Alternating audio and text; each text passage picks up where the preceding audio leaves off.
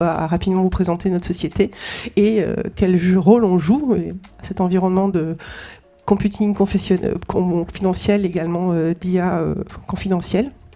Ben, c'est parti.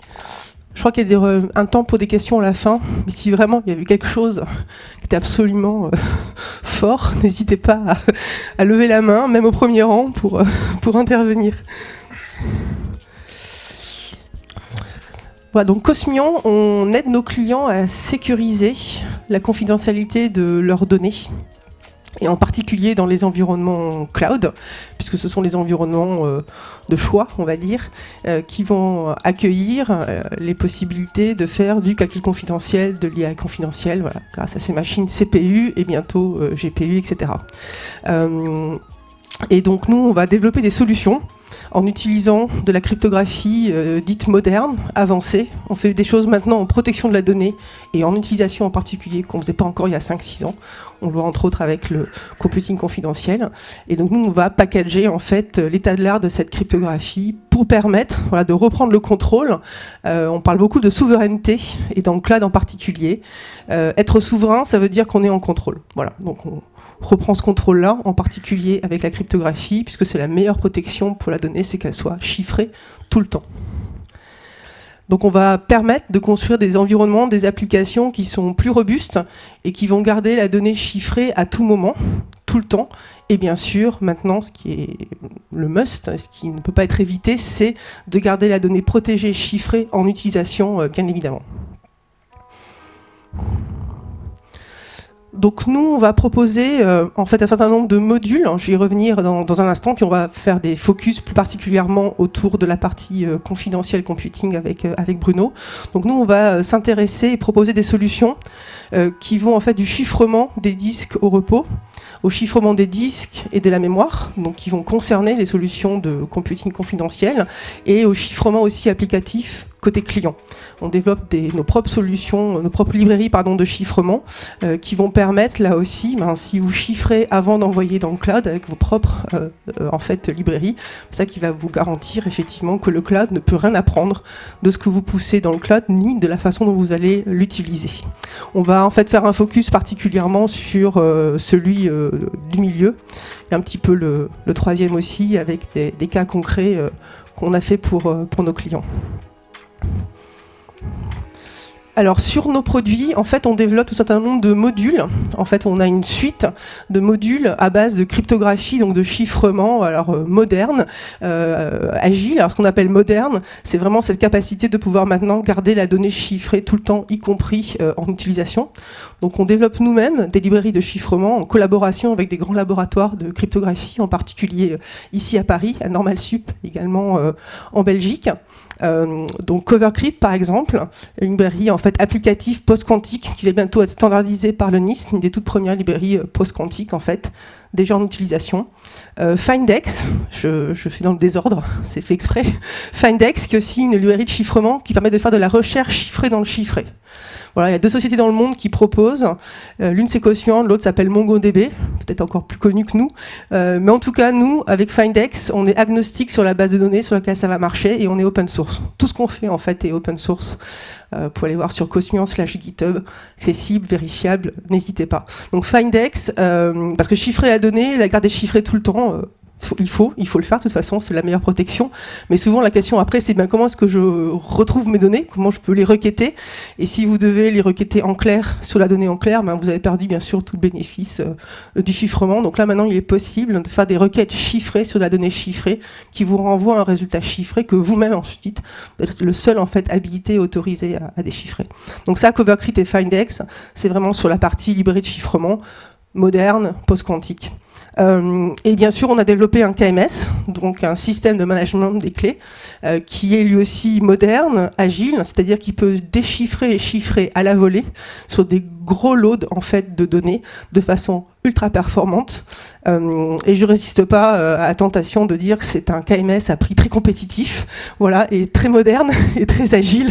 On va beaucoup en parler dans la partie confidentielle parce qu'on rend ce KMS confidentiel, c'est-à-dire qu'on le permet de tourner de façon confidentielle sur des machines Azure. Voilà, une fois de plus, sans que Azure en fait ne puisse avoir accès à ce KMS. On va en parler. Et puis pour continuer sur la partie confidential computing, on met à profit, exécution, ce qu'on appelle la partie VM, donc des machines confidentielles qui sont vérifiables. On a beaucoup parlé d'attestation, on va aussi parler de vérifiabilité. C'est très important en fait pour contrôler et s'assurer que l'environnement est effectivement alors à zéro trust, à ne pas faire confiance, mais en zéro trust. On développe aussi des runners AI pour pouvoir protéger, sécuriser les environnements dans ces machines confidentielles, protéger à la fois les données qui sont utilisées, les modèles qui tournent et puis les résultats qui en sortent. On aura un exemple très concret avec un de nos produits préférés qui s'appelle Microsoft 365 en particulier. Et puis l'Ancla dont on a également beaucoup parlé, qui est également une variété, on va dire, de cette partie VM, mais là qui va être on-prem avec SGX. Donc voilà en fait la suite des modules qu'on utilise. Et nous, notre rôle après, c'est de pouvoir packager tout ça d'une façon facile d'utilisation. Voilà, de retrouver la facilité d'une utilisation avec de la cryptographie très forte et de très nouveau à l'intérieur, mais sans que nos clients qui aiment voir ce qu'il y a sous le capot de toute façon, mais pas besoin d'être un cryptologue de haute formation pour pouvoir utiliser nos produits. La cryptographie, ce que ça a d'incroyable, c'est que ça chiffre les données, donc ça les protège, mais c'est aussi un environnement qui vous permet d'avoir un modèle de sécurité qui est mathématiquement prouvé. Et c'est pour ça qu'on travaille nous aussi avec des chercheurs académiques qui vont garantir en fait ces modèles de sécurité pour nous auprès de nos clients. Les cas d'usage spécifiques donc on va aborder maintenant. Alors, on va se concentrer sur celui du milieu. Comment faire en sorte que vous n'avez plus rien à envoyer en clair à vos opérateurs de données en utilisant en fait nos services, et comment vous pouvez déployer des applications sensibles dans le cloud en toute confidentialité. Donc vraiment d'être dans le cloud comme si vous étiez, on va dire, chez vous on-prem, si on devait un peu résumer.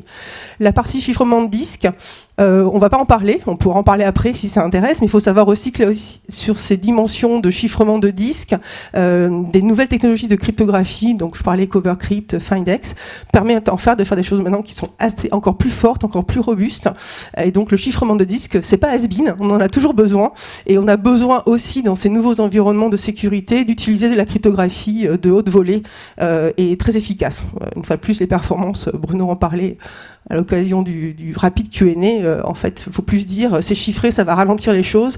Non, maintenant, il y a énormément de travaux sur la performance, et nous, c'est un des gros sujets sur lesquels on bosse chez Cosmian, c'est de faire en sorte que cette performance, elle soit la plus minime possible, et c'est même quasiment transparent maintenant, en fait, le coût de la cryptographie, en termes de performance, en fait, dans les systèmes. Donc on va s'intéresser au cas du milieu et au troisième cas. Je vais passer la parole donc à Bruno, et qui va vous expliquer comment vous pouvez faire en sorte de ne plus rien envoyer en clair, et il ne faut surtout pas, à vos opérateurs de données. Alors merci, on va rentrer dans les cas pratiques. Alors non, je descends dans le mauvais sens, ça commence mal. Alors déjà, une pièce centrale de l'univers Cosmian, c'est les Cosmian VM. Alors je vais vous expliquer ce que c'est que la Cosmian VM. En fait, c'est des distributions Linux. Alors on a deux versions, une Red Hat 9 et une Ubuntu. Mais ces distributions Linux, elles ont été hardenées, faites pour tourner sur des machines de confidential computing. Donc elles tournent sur des machines chez Azure, par exemple, sur de l'AMD ou sur du TDX. Et leur premier rôle, c'est déjà de vous isoler, parce que c'est quand même de la technologie complexe, hein, vous l'avez compris dans les slides avant, on parle de clés dans tous les sens, d'attestation. Donc c'est déjà, le but de la Cosmian VM, c'est pour votre administrateur système, vos DevOps, de fournir un environnement Linux qui vous isole complètement de l'architecture matérielle en dessous. Ça marche sur de l'AMD, ça marche sur du TDX, ça marchera demain quand vous aurez du GPU confidentiel, les H100 qui vont venir s'attacher, donc vous n'ayez pas à gérer ça, donc l'expérience est unique, et ça marche aussi à travers les cloud providers. Voilà. Parce qu'en fait, ils font tous les choses un peu différemment, mine de rien, en partie sur la partie attestation. Donc la Cosmian VM, c'est vraiment des distributions Linux hardenées qui vous donnent une expérience comme si vous étiez sur un Linux complètement standard, quelle que soit la technologie sous-jacente, et même quel que soit l'hyperscaler. Donc c'est vraiment le composant de base qu'on utilise dans le confidential computing. On a rajouté une chose à la Cosmian VM, c'est de la vérifiabilité. Alors vous l'avez compris, il y a de l'attestation hardware, encore une fois elle n'est pas tout à fait la même chez Intel que chez AMD, avec Nvidia qui arrive c'est encore un peu différent, puis il y a des histoires de bus, etc. qu'il faut chiffrer, donc ça, tout ça est un peu compliqué. Mais nous ce qu'on a rajouté c'est aussi la vérifiabilité de la séquence de boot et de ce qui tourne en mémoire. En fait, la façon dont ça marche, c'est très très simple. La Cosmian VM, vous avez un petit service en plus qui est à l'intérieur et qui permet de l'extérieur à votre administrateur système ou votre DevOps, une fois qu'il a déployé sur la machine, en fait, de faire une photo de la machine. Donc, lorsqu'il a audité la machine, il dit c'est le bon hardware, c'est le bon Linux, tous les modules kernel sont corrects, le software, tous les binaires sont bons, il n'y a pas de backdoor, tout ça va bien. Il fait une photo. Donc cette photo, elle prend 3-4 minutes à faire, hein, on fournit un petit client, vous appelez un service, et ça fait une photo, ça fait en gros 20 mégas.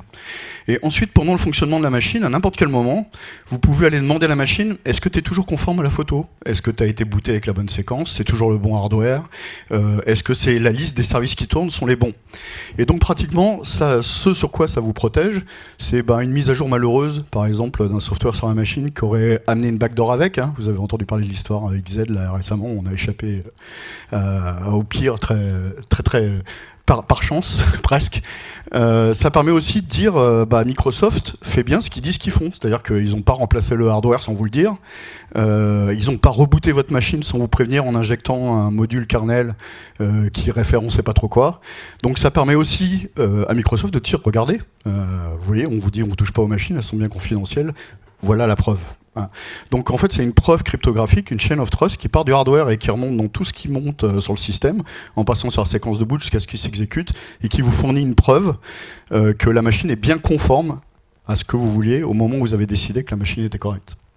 Donc qui couvre hardware et software.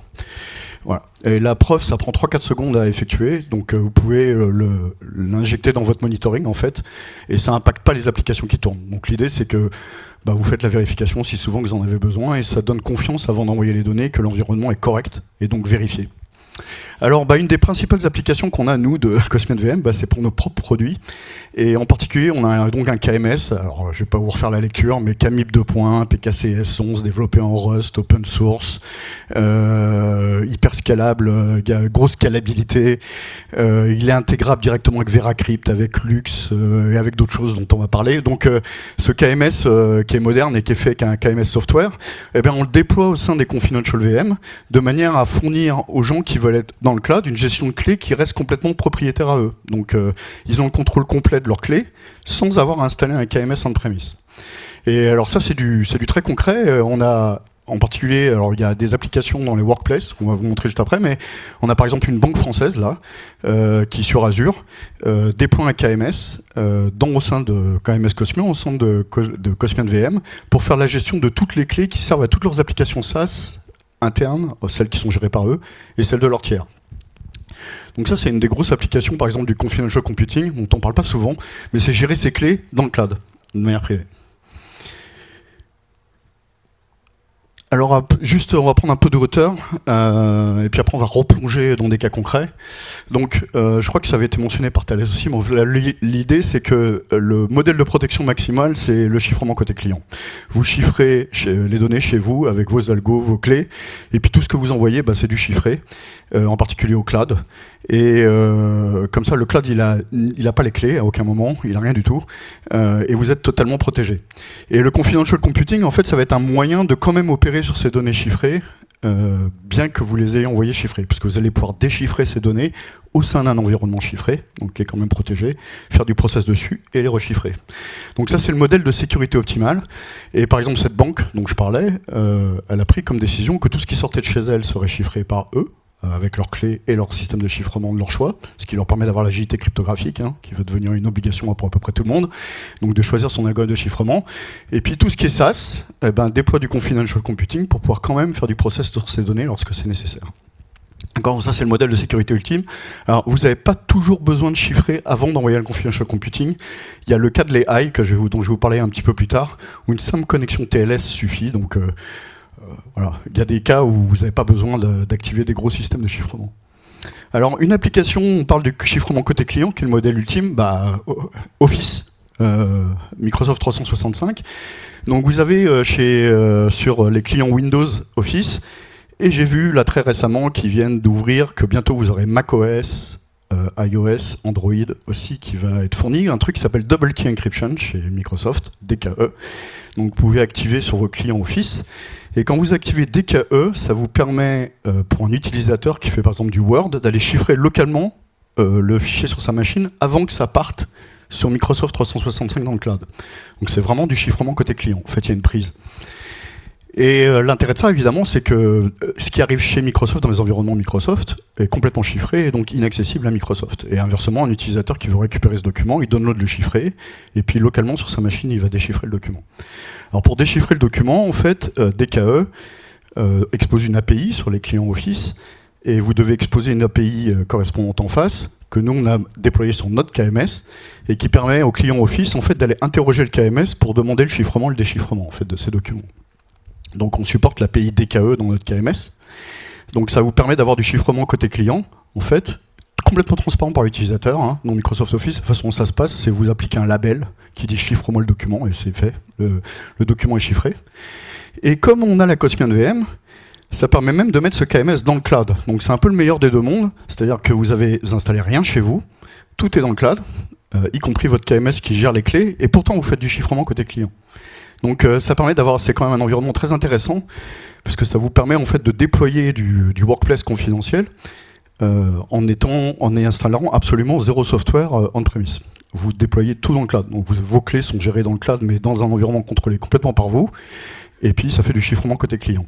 Et c'est là où c'est important d'avoir un KMS qui est capable de scaler facilement, et on l'a construit pour ça, parce que évidemment quand vous avez beaucoup d'utilisateurs, vous avez beaucoup de requêtes qui sont émises à chaque fois que vous ouvrez un document, vous sauvez un document.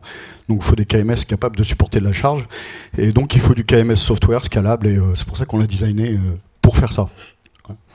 La partie basse, je vais vous en parler, c'est de l'IA. Lorsque vous allez dans ce type de déploiement, évidemment, comme tout est chiffré côté Microsoft, Microsoft ne peut plus vous fournir certains services, comme par exemple de la traduction à la volée sur vos documents, ou du résumé à la volée, puisque tout simplement, ils n'ont plus le document en clair. Et donc, l'idée, c'est de pouvoir réactiver en fait, ces fonctionnalités, ou d'autres, mais en restant en mode confidentiel. Donc ce qu'on fait, c'est pareil, on déploie des Cosmian VM, donc sur du matériel confidentiel. À l'intérieur, on installe des runners IA qui font tourner du résumé ou de la traduction. Aujourd'hui, on a ça ça c'est réalisé, c'est déjà disponible. Puis on a un plugin Word là que vous installez, et puis vous demandez si vous êtes sur votre poste et vous faites traduire votre texte. Il part sur une connexion TLS jusqu'à l'intérieur de la mémoire qui est chiffrée et qui termine à l'intérieur de la Cosmian VM, donc la terminaison n'est pas accessible par Microsoft, hein, c'est vraiment la connexion TLS jusque dans le processus au sein de la mémoire chiffrée, et qui fait la traduction ou le résumé, et qui renvoie le résumé à travers cette connexion TLS au poste client, et donc du coup vous avez de la traduction et du résumé confidentiel. À aucun moment le texte ou le résumé est en clair ailleurs que sur le poste client. Voilà, donc ça pour nous c'est un peu l'avenir du workplace. Chiffrement côté client, et vous avez quand même des services d'IA qui sont accessibles.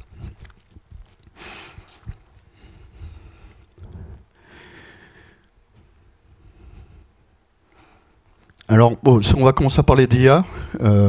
Non seulement c'est un sujet à la mode, tout le monde a un peu la pression pour en faire, c'est bien. Alors l'IA, tout le monde comprend qu'il y a des problèmes de privacy énormes, je pense que tout le monde capte, que tout le monde raconte toute sa vie et celle de sa boîte à ChatGPT, et donc ça pose quelques soucis. Il y a, de manière presque pas étonnante, bizarrement la réglementation, c'est là que ça bouge le plus vite, parce que je pense que le risque perçu est perçu par tout le monde, parce que tout le monde l'utilise. Et donc sécuriser l'IA, c'est quand même un très gros sujet aujourd'hui, et en particulier l'IA générative. Il y a un vrai risque. Il y a d'autant plus un risque pour les grandes entreprises que si elles ne mettent pas des choses en place, de toute façon les gens l'utiliseront chez eux, sur leur téléphone, ailleurs. Parce que franchement, je sais pas vous, mais moi je m'embête plus à traduire des textes. Hein. J'en vois, je dis fais ça moi en anglais, l'anglais sera meilleur. Ça marche tout seul. Personne ne va s'en priver. Hein. C'est un outil qui est devenu indispensable. Donc vraiment ce qu'on veut c'est aller sécuriser de l'IA, ça c'est vraiment une priorité. Alors il y a tout le ML qui existe, hein, ça c'est évidemment c'est intéressant aussi, mais en particulier toute cette IA autour de la gestion des textes, ça c'est clair que c'est un enjeu absolument énorme, et le confidential computing est une très bonne réponse pour le sujet. Je vais passer... alors il y a l'IA, vous avez deux sujets hein, dans l'IA toujours. Vous avez la partie inférence, utilisation du modèle, et ça c'est facilement accessible. Je vais revenir, aujourd'hui on sait faire, et je vais vous dire exactement ce qu'on peut faire. Je vais donner des benchmarks, je vais donner des temps d'exécution, comme ça vous aurez tous les détails. L'ultime c'est faire du fine-tuning, c'est-à-dire c'est vraiment pouvoir aller non seulement avoir des modèles, mais pouvoir entraîner des modèles ou au moins fine-tuner des modèles. Donc dans un modèle un peu un entraînement un peu dégradé, aller fine-tuner des modèles de IA. Donc ça c'est la frontière suivante. Ce qu'on sait faire aujourd'hui déjà de manière efficace, c'est de l'inférence.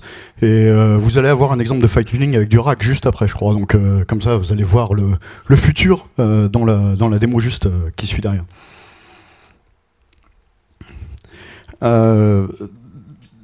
Donc, juste avant de parler de la marketplace, dire un peu plus de mots sur l'IA. Aujourd'hui, sur du CPU, donc de l'AMD ou de l'Intel, on est capable d'opérer, en gros, si vous voulez, des tailles de modèles, pour, si on veut parler LLM et ce type de génération, des modèles de l'ordre de 1 milliard de paramètres. Voilà. Au-dessus de ça, vous ne pouvez pas avoir de la performance avec de la concurrence. Donc, je ne sais pas si vous voyez, mais Mistral, c'est 7 milliards. Puis vous avez du Mixtral avec un X qui est 8 fois 7 milliards, qui commence à être les modèles, on dirait intelligents, qui vous racontent des choses intelligentes. Donc vous voyez, c'est inaccessible à du CPU tel quel. Alors je vais mettre un bémol à ça. Il y a, chez Intel, il y a une technologie qui s'appelle iMix et qui est disponible sur les machines TDX, où vous avez dans le silicium des instructions qui permettent de faire du calcul matriciel. Et lorsque vous faites du LLM, vous faites ça, du calcul matriciel. Et donc lorsque vous tournez sur des machines Intel TDX AMX, vous allez avoir un gain de performance x2, x3 sur le CPU pour ce genre d'application. Donc par exemple, un truc que nous on fait de manière très scalable et facilement, c'est de la traduction. Les modèles qui sont faits, qui sont open source, faits par Microsoft et Facebook, d'ailleurs, c'est les deux gros producteurs de modèles là-dedans. Vous les trouvez sur Hugging Face, ils font en gros 1,2 milliard de paramètres. Et ça, sur de l'Intel TDX, ça tourne parfaitement. Vous avez un temps de réponse qui est quasi immédiat avec de la concurrence. Donc ça, c'est accessible tout de suite. Le futur, ça va être de rajouter du GPU. Une fois qu'on a du GPU, et ça vient, donc il y a aujourd'hui un seul GPU confidentiel, c'est du H100 Nvidia. Donc merci Microsoft, on a fait partie, je crois, des 4-5 dans le monde, d'avoir accès aux premières machines et pouvoir faire des tests. Je vous confirme que ça marche bien. Et je crois que ce que vous allez voir juste après, c'est exactement ça. C'est du AMD avec du H100 confidentiel. Donc là, on peut commencer à faire de l'inférence sur des modèles qui vont faire du Mixtral, du 8 x 7 milliards, ce type de modèle. Une fois qu'on a ce type de modèle, on peut vraiment faire du traitement de texte intelligent, en fait, de la reconnaissance de texte intelligente avec de l'IA générative. Et donc, en particulier, on peut faire ce qu'on appelle du RAG. Donc, vous allez voir un RAG juste après. Un RAG, c'est la combinaison d'une base de données vectorielle. Donc, en fait, on va saisir dans une base de données de manière sémantique tous vos documents. Donc on va convertir tous vos textes en représentation sémantique vectorielle. Et ça, on va stocker dans une base de données. Donc imaginez une base de données R&D, peu importe, des documents légaux commerciaux. Donc on les indexe dans une base de données vectorielle. Et puis, quand on va interroger la base de données, on va traduire la requête utilisateur dans un vecteur sémantique et on va chercher les vecteurs les plus proches. Donc on fait de la recherche sur les vecteurs les plus proches. Ça va sortir 4 à 5 morceaux de texte que vous avez intégrés. Et là, on demande à un LLM de remettre tout ça en forme. Donc on va dire au LLM, bah vas-y, remets-moi ça dans un 150 caractères, puis traduis-le en suédois à la volée, du coup, puisqu'on y est. Donc ça, c'est la partie LLM. Donc c'est un RAG, c'est la combinaison d'une base de données vectorielle et d'un LLM. L'intérêt, il y a la souplesse de l'interrogation plein texte complètement libre que vous avez du LLM, plus le fait que vous n'avez pas l'hallucination des LLM, puisque vous interrogez une base de données avec des données que vous connaissez, et le résultat n'est que basé sur ces données. D'ailleurs, dans le prompt qu'on donne au LLM, on lui dit surtout n'invente rien, base-toi uniquement sur ce texte pour me faire le résumé, et ne rajoute rien à toi. Vous le voyez dans les prompts des RAG, je pense que vous allez derrière, vous pourrez en parler un petit peu plus, mais c'est vraiment l'idée. Donc une fois qu'on a ce genre d'application, ça veut dire que vous avez potentiellement la possibilité de déployer pour vos utilisateurs dans l'entreprise une base de données qu'ils peuvent interroger en texte libre sans être des experts, avec des mots approchés, ils vont trouver les documents, et que vous pouvez enrichir à la volée aussi. Parce que vous allez pouvoir saisir des documents, les indexer, les rajouter, et du coup ils vont devenir disponibles, etc. etc. Donc le futur de la generative AI et du confidential computing, immédiat, il est là, et dès qu'on aura les H100 disponibles, et ça va venir, Microsoft travaille très activement là-dessus, on va pouvoir faire ce genre d'application. Donc vraiment dans votre workplace, votre environnement workplace, vous pourrez travailler en mode complètement chiffré et avec à côté une IA confidentiel que vous pouvez interroger, qui va vous aider à enrichir votre texte, rephraser certains trucs, aller taper dans votre base de données R&D pour extraire un document. Et puis une fois que vous avez, vous, établi un document de référence, l'uploader dans cette base de données et le rendre disponible à d'autres utilisateurs. Donc c'est un peu ça l'idée, ce qu'on voit du futur. Voilà un petit peu pour la présentation. Je ne sais pas si j'ai dépassé le temps ou pas. Christophe? Non? Ok. Petit mot, on va être disponible sur Azure Marketplace dans les jours qui viennent. Donc la Cosmian VM, aujourd'hui, si vous voulez tester, très facile. On a des scripts Terraform, Ansible pour déployer ça, on peut vous le faire. Donc ceux qui sont intéressés par faire des tests, venez nous parler, on peut vous en déployer une, ça prend en 2 heures, on vous fait ça. Et bientôt, ce sera encore même plus rapide parce que vous pourrez aller sur un marketplace, vous appuyez sur un bouton, vous Cosmian VM, vous sélectionnez le bon type de machine et c'est parti. Vous avez la Cosmian VM qui est installée. Même chose pour le KMS. Il va être disponible KMS wrappé dans la Cosmian VM en offre marketplace. Donc pareil, vous voulez un KMS confidentiel sur Azure, pouce bouton, vous l'aurez installé automatiquement. Et le runner IA suit immédiatement derrière. Donc vous aurez les 3 offres sur Azure Marketplace. Encore une fois, c'est une question de jour. Voilà. Instanciable pouce bouton.